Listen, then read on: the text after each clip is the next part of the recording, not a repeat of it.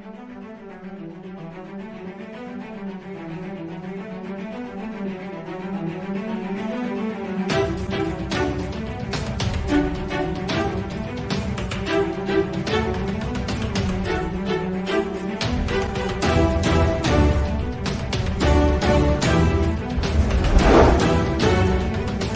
induk adalah sebutan untuk kapal perang yang memuat pesawat tempur dalam jumlah besar. Kapal induk merupakan pusat komando untuk pertempuran di laut. Di kapal induk terdapat landasan untuk pesawat tempur terbang dan mendarat. Juga kapal induk adalah rumah bagi kru-kru yang bertugas selama pertempuran di laut. Kapal induk juga dilengkapi persenjataan untuk menghancurkan kapal-kapal musuh atau menembak jatuh pesawat tempur musuh. Dengan fungsinya yang sangat kompleks, maka tak heran ukuran kapal induk sangatlah besar. Jika terjadi pertempuran di laut, menghancurkan atau menenggelamkan kapal induk musuh adalah cara terbaik untuk memenangkan pertempuran. Kali ini kita akan bahas kapal induk terbesar di dunia.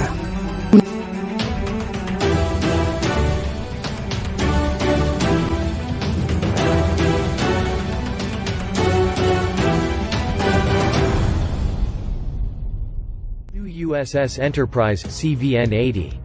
Here's next generation aircraft carrier after USS John F. Kennedy. It's been more than 3 years since the world's first USS Enterprise adalah kapal induk terbesar di dunia yang pernah diciptakan.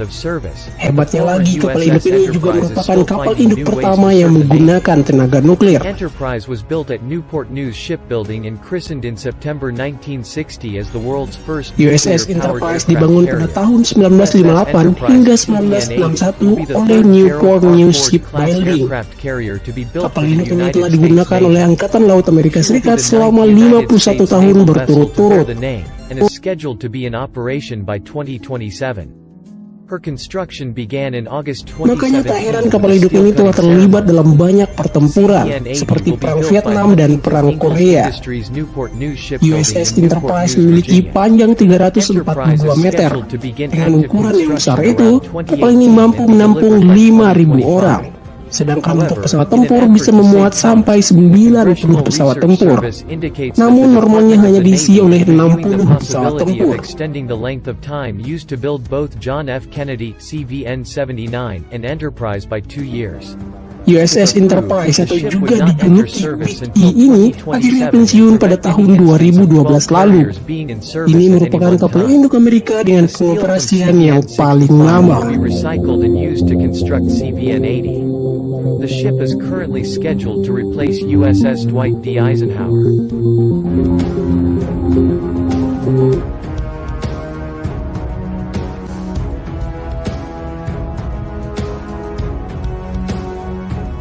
The ship provided a record 51 consecutive years of service to the Navy and completed its final deployment in 2012, just before being inactivated.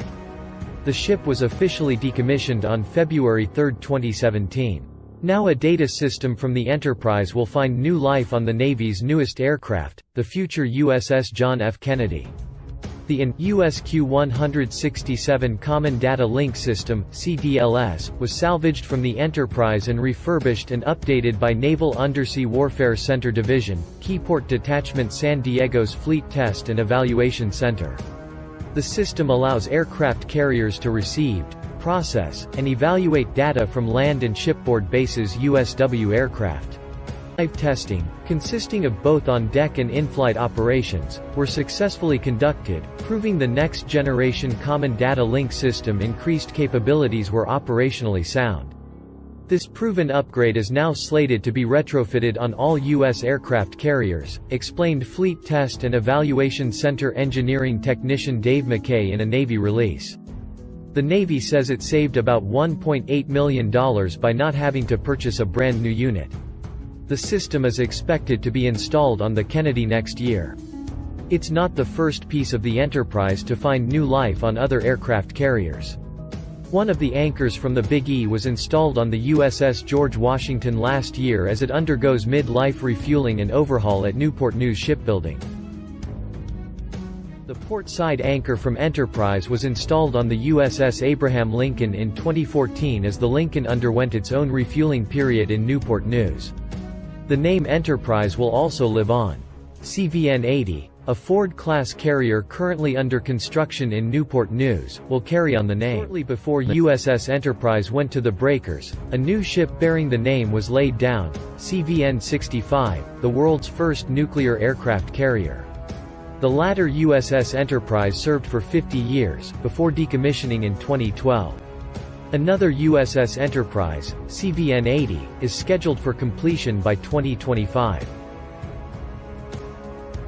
An altogether unforeseeable event immortalized the name even more. In 1965, Gene Roddenberry gave the name Enterprise to the starship of his series Star Trek. Just as CV-6 survived combat situations that destroyed other carriers, NCC-1701 would survive wildly improbable scenarios. The wild, and unpredictable, success of that series and its spin-offs would lead to a variety of other enterprises, each with the same improbable success as their World War II namesake. Throughout the ship's development, lawmakers have been watching for cost overruns. In a February report titled, Navy Ford CVN-78 Class Aircraft Carrier Program, Background and Issues for Congress, the Congressional Research Service noted that estimated procurement costs of CVN-78, CVN-79 and CVN-80 have grown by 24.7%, 23.2% and 15.1%, respectively, since the fiscal year 2008 budget request was submitted. Some of the main sources of risk include the electromagnetic launch system, the advanced arresting gear and the dual-band radar. To lower costs, the Navy opted to award Newport News Shipbuilding a 2-carrier contract last year. The decision is expected to save the service about $4 billion.